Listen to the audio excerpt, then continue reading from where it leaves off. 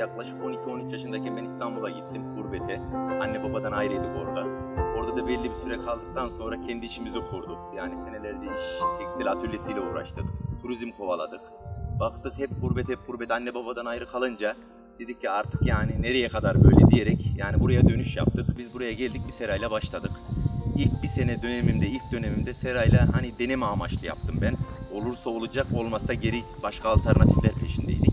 Yani bir serayı denedim, bir sezon denedim.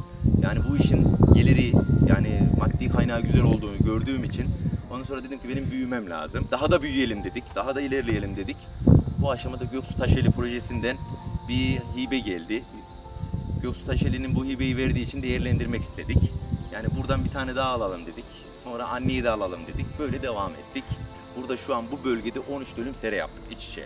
Yani Konya bölgesinde hadim. Bu tabii ki Göksu Taşeli'nin imkanlarıyla oldu bize. Ben doğma büyüme köydeydim. Köy Yukarı Eşenler dediğimiz oradaydım. Sonra gittim İstanbul'da 10 sene İstanbul'da yaşadım. Tekrar geldim. Burada yaşadım. Bağcılıkla derken seraların teşviği olunca buraya geldim. Sağlıkla fidanı dikiyorsun. Tekrar onu sevgiyle büyütmeye nasıl özen gösteriyorsan onu da ilgi gösteriyor. Ekimini yapıyorsun. Tekrar sulamasıydı, şeyiydi derken fidanı büyüte domates yetişiyor. Şu anda verim zamanı çok da güzel. Bizim bu bölgemiz sadece üzümcülükle uğraşır, bağcılıkla uğraşır.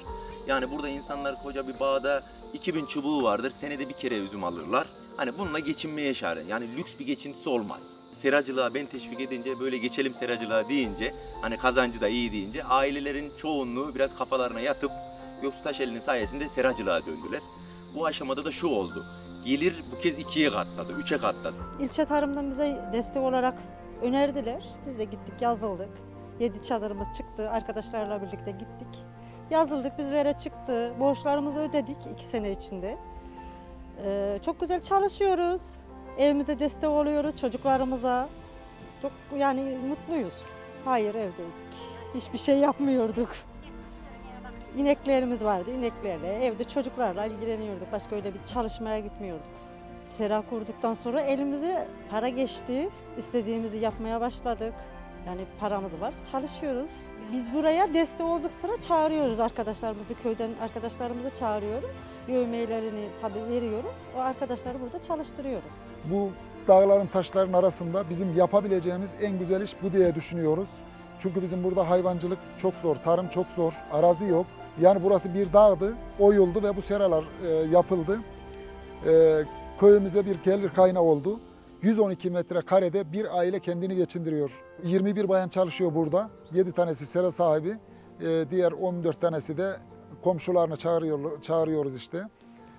Ya burada sürekli iş var.